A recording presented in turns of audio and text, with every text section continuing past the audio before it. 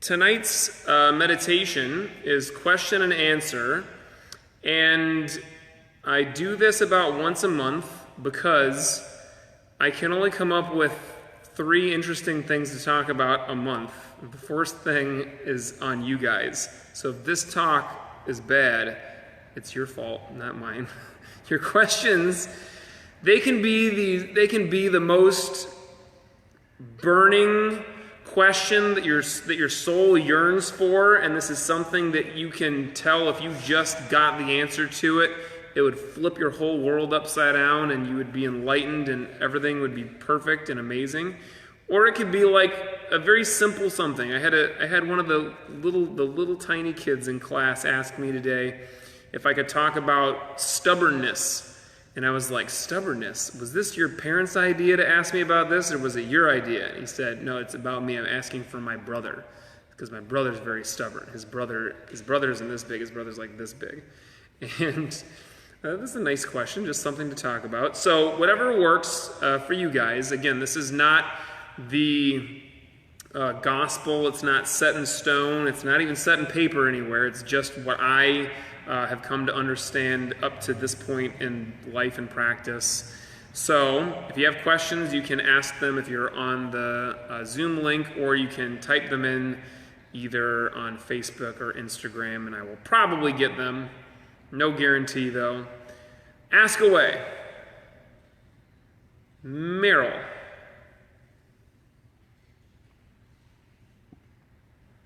Deepu, what are your ideas about addiction? My ideas about addiction. Great. That's a question just like talk about stubbornness. Just give me a thing and riff on it. Okay. So addiction, I think, is something that we all experience to some degree or another, but we don't call it addiction in society until it starts to really get in the way of things. It starts to make it hard for us to live our life or to do our job. And really, it's kind of like in the eye of the beholder, right? When I was talking about stubbornness earlier, I said, this is what Sifu Brown says about stubbornness. If you agree with me, you're strong-willed. But if you disagree with me, then you're stubborn. Addiction is not quite the same because it's more like a scale, right, or a continuum. But once you get past a certain point, everybody in the world, including you, would say that's an addiction. And I think on some level, it always comes down to that thing that I talk about every single week, which is attachment. If we are attached to something, it is at some point going to turn into an addiction, where we are so attached that our mind keeps going back to it, and even our body, we can become physically addicted to something so that we need it, and like our body might even go through withdrawals if we're addicted to a substance and then we lose it. And just like anything that we are attached to, we want the freedom to be able to let it go. And if something gets to the point where it is that dire and serious that it is an addiction, this is something that we really want to do our best to let go of and move on from. And it's not easy. It's not easy to let go of anything that we're attached to. And when you are addicted to it, it is very difficult. That's why most people who have an addiction just keep going with it until you hit rock bottom and it becomes actually more difficult. It becomes so difficult to deal with this addiction and to continue living your life this way that it actually, the pain from the way that things are right now is greater than the pain that we feel from needing to let go of that very strong attachment. And wouldn't it be nice if we didn't have to get to that point where things were so painful for us from that addiction and that attachment that we kind of have no other choice than to let it go? We want to be able to catch it earlier than that. It's tough to do.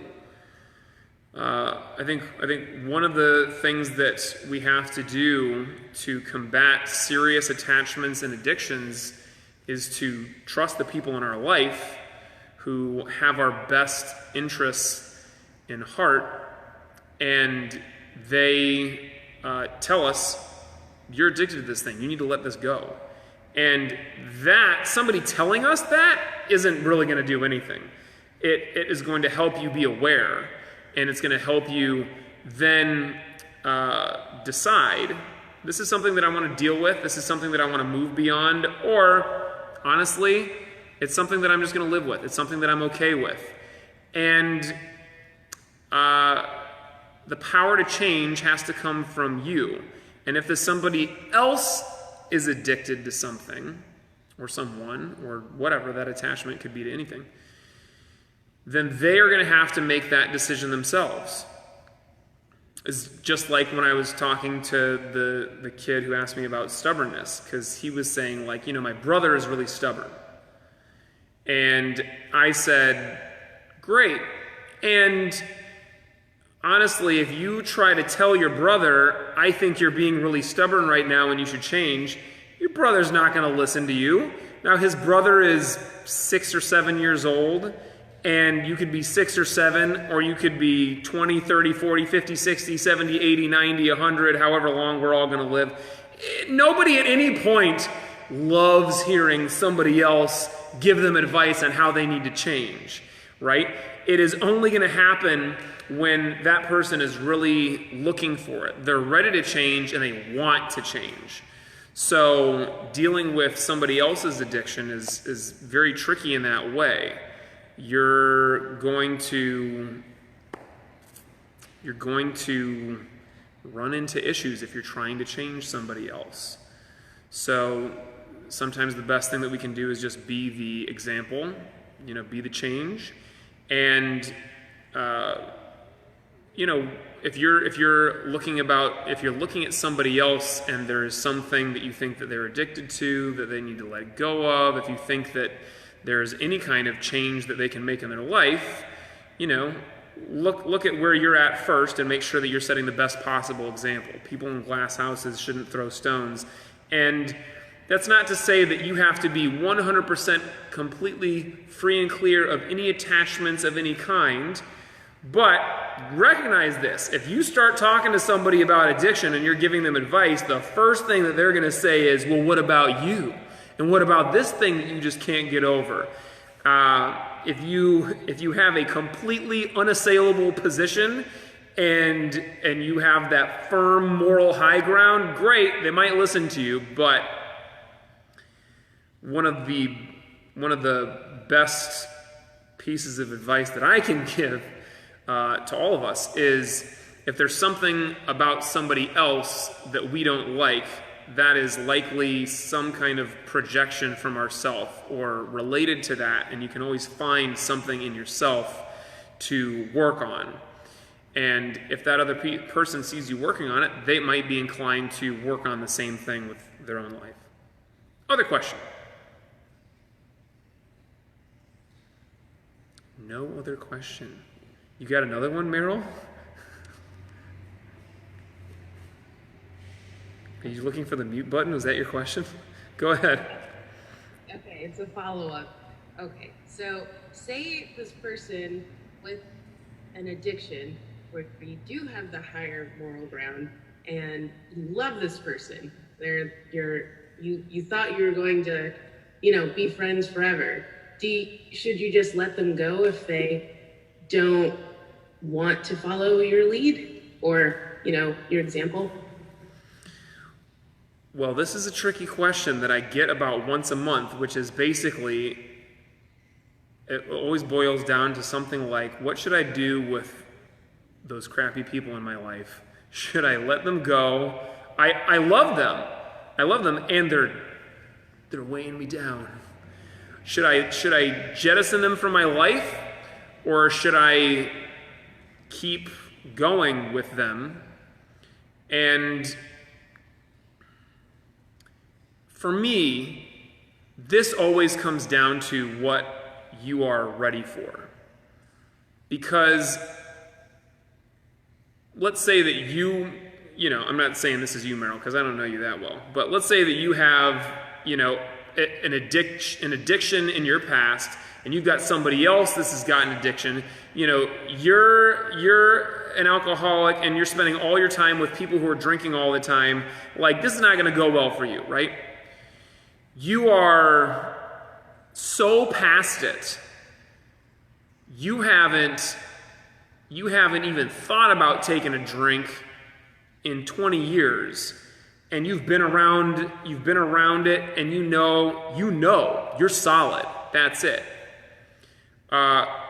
You can spend as much time as you want around people who are doing that. Now, I have not dealt with alcoholism or any real substance abuse in my life, so that might be a very simplistic and possibly bad advice for most people who are in any kind of situation getting over it. But I will say, at some point in our growth, we get to a place where we are unshakable. We are unmovable in a good way, not in a stubborn way, and like I'm so beyond it, I got this, and there's nothing that can take me back to the way that I was and the person that I was. Well, in that case, we know that we can actually handle being around whoever, and it doesn't have to be that cut and dry or dramatic with it being so clear. It could be somebody who's just like, when I spend time with this person, they kind of drag me down, they drag down my mood, or this person is, kind of keeping me where I am now, but I'm trying to get somewhere further. This is really tough because the people in our life oftentimes get scared when we start to grow because they feel, in some cases, rightfully so, that we're growing away from them. So sometimes they just hold on tight, right? You're trying to save this person in the ocean, and they're like freaking out and holding you and pulling you down underneath. And there are situations where you actually need to let that person go and swim to shore, knowing that they're going to drown. And in that case, it's either we both drown or only that other person drowns. And I don't want to ever have to make that decision. Part of why I've been swimming more lately. But it could happen. It could happen to you in your life that there is actually somebody who you get to the point where it becomes so painfully obvious that I'm not equipped to deal with this. And I shouldn't beat myself up for not being ready to deal with that yet. I'm just not there, and so I'm going to let this person go. And, recognize what I'm trying to say here. I'm not trying to say that you should be in that place or feel bad about yourself if you are not unassailable, if you are not unshakable, and you can just handle anything in any situation. Because that's not realistic for the vast majority of human beings. We're human beings. So we're shakeable.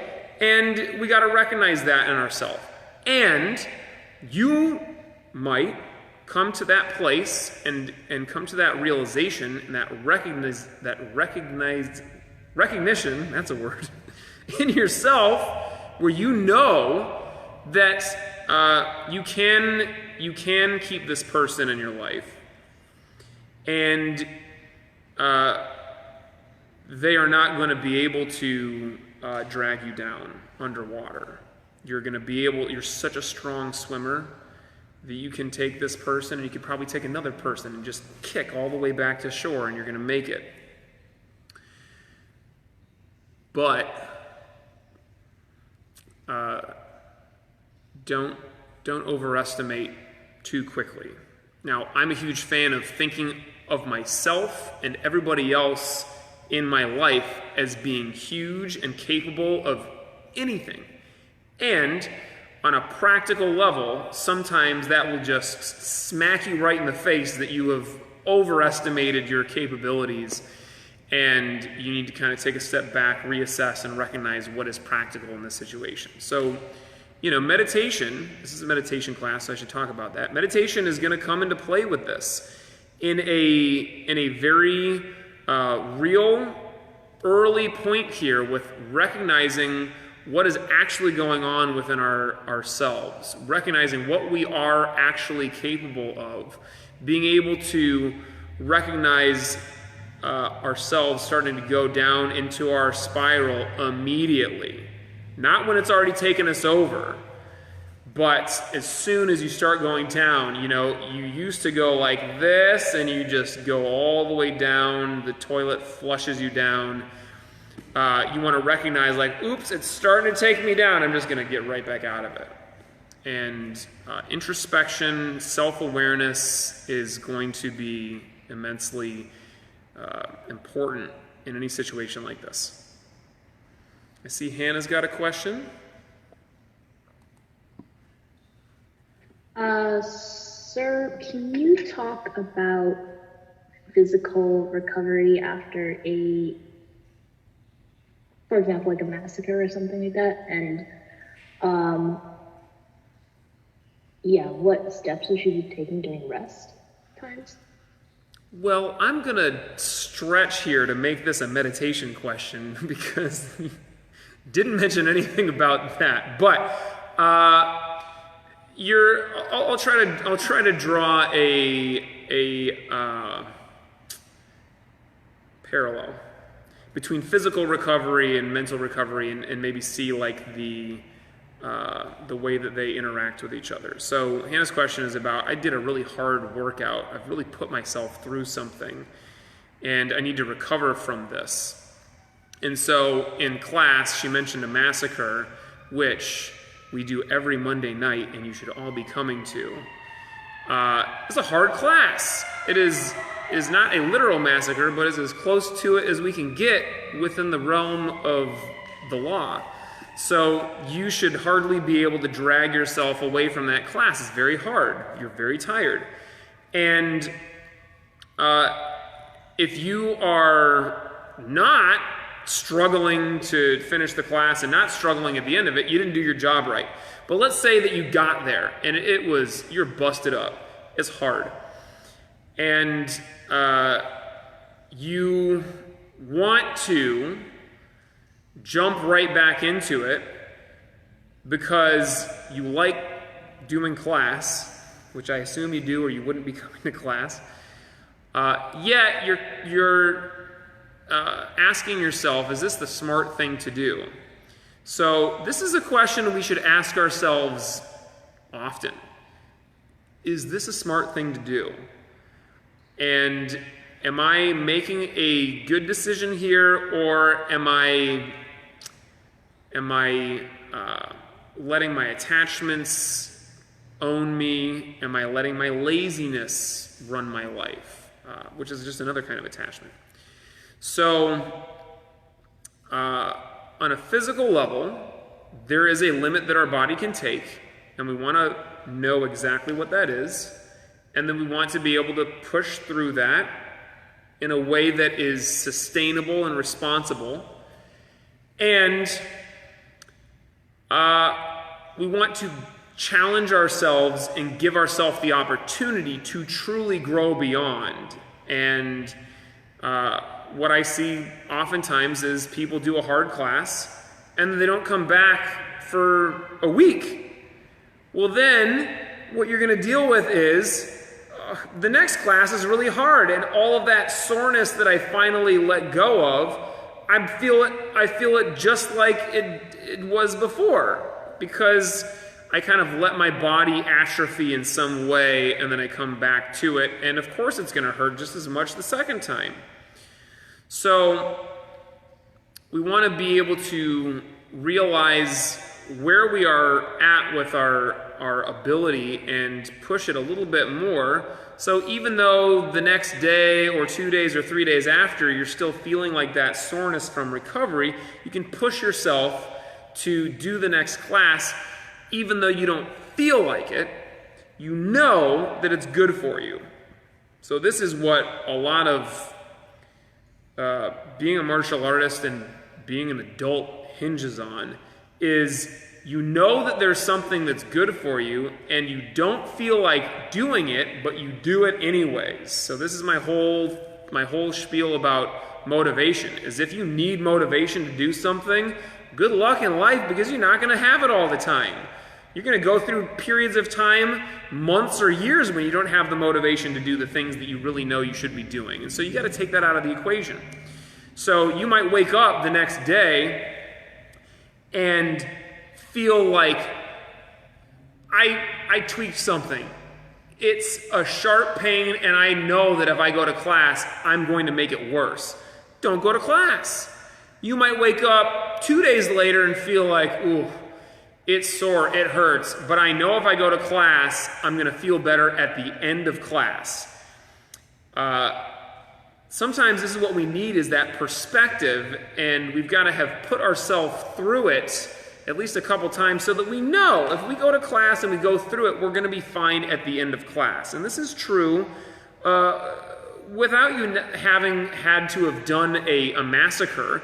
You're just going to have days where you don't feel like showing up. And you got to realize that you know you're going to feel better at the end of class. You know that if you put yourself through this, you're going to be in a better place. And so you get yourself there and you do it. And you might have to just logic yourself into it.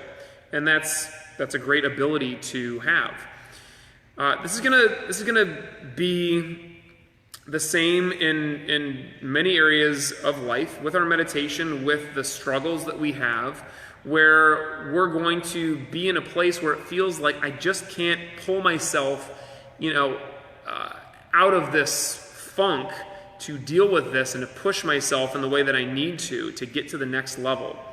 And the more we practice dealing with a lack of motivation and connecting ourselves to what our higher self knows that we should be doing, what we have made a decision to do when we're connected to our higher self, and then we just do that thing, this becomes second nature for us. And meditation is all about connecting with and realizing what your highest self really believes and really needs us to do.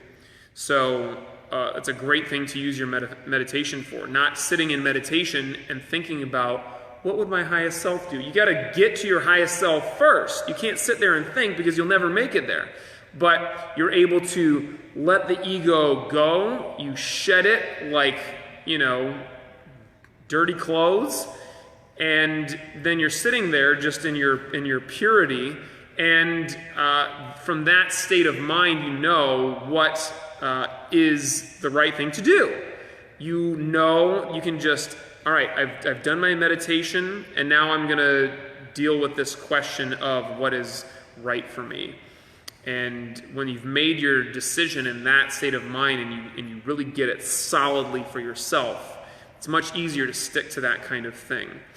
And it might not happen the first time. You might need to keep that process going a couple of times. But once you have truly understood and decided for yourself what is, what is the path that your highest self would take, then you'll do it.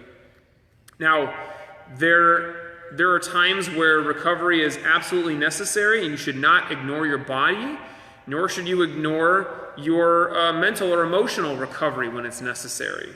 So there might be times, where you need to set this person aside and not deal with them for a while. There might be times where you need to just, take a break from work or the stresses. I found myself in this very interesting situation that I have never found myself in my entire life, where I started getting a little bit of like pre-TMJ.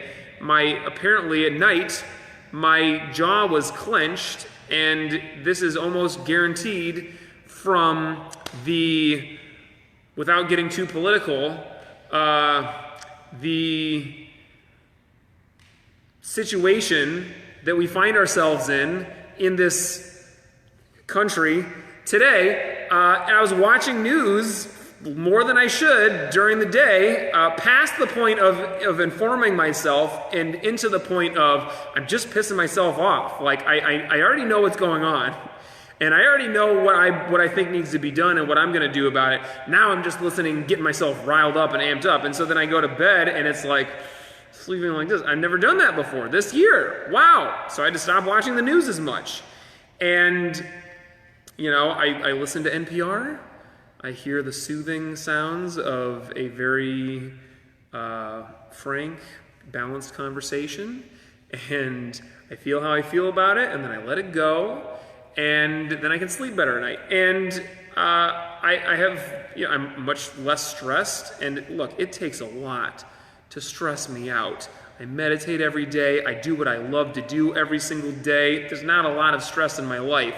So the fact that this was happening was like a huge wake-up call for me. I really need to do something about this. So I took a break. And I like where I'm at with it so much. I might never start watching news as much as I was in the past again. And I might decide at some point that I need to, inform myself or I need to get pissed off again or whatever it is. And then I might make that decision later on. But creating a pause for ourselves, for recovery, physical, mental, for our general well-being is incredibly important. This is something that Robin was asking me in class. I think this was last night. And she was asking about, we always talk about constantly improving and going in this direction of seeking our highest self and getting to the next place and all that. And she said, that's wonderful, and it feels great sometimes, but sometimes I just feel like I need a break and I need a pause. And can you talk about that? And it is necessary. It's not important, it's necessary. We will not get to where we want to get to someday without periodic pauses for reassessment and re-energization. So if you're going through your day and you wake up, you jump out of bed and you just go until the end of the day, you're going to be exhausted, and obviously you're exhausted. But if you put in a couple of pauses where maybe I'm sitting and breathing, maybe I'm meditating, maybe I'm doing some Tai Chi, maybe I'm just doing whatever it is that gives me the clarity to then assess, this is where I am now, and now I'm going to decide where I want to go next. Without that, we are going to be, running ourselves into the dirt and not actually going in the most efficient way. So we need those pauses, and sometimes our body needs that pause. So our job is to know how long that pause is and what to do with it when we're there. I was talking about, when I was answering her question, I was talking about acceptance. So this pause is kind of like reaching a place of acceptance. We have been going, and now we pause, and we look around, and we see where we're at, and we accept it. Acceptance is not the same as giving up. Acceptance is not the same as just like, well, this is it, I guess. Acceptance is connecting ourselves to reality in this moment, knowing exactly where we are, who we are, and what we're capable of, and then making the decision to go in whatever direction we're going to go in from there. Acceptance is a pause. And we should take those. We should take those opportunities to re-energize, to reassess, because then we will be much more powerful and much more able to get to where we are truly headed. The problem is sometimes we get attached to where we think we're going or where we think we should be going, and we just get like in that rut. And if we never pause and reassess, then we never have the chance to change course and get out of that rut and move in a better way. So that's what we'll practice tonight with meditation. If you have other questions, you're going to have to ask me later on. But meditation is brilliant in this way. This is a perfect opportunity to pause and reassess, but not during meditation.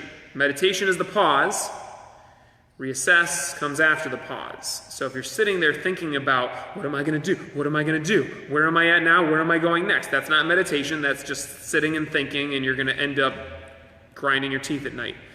But if you give yourself that opportunity to just be and just breathe and really, really seek that pause between your own thoughts and attach your consciousness to the very subtle but very real experience of the breath and the pause between the breaths, then we will get that break that our consciousness so sorely needs these days. So sit comfortably.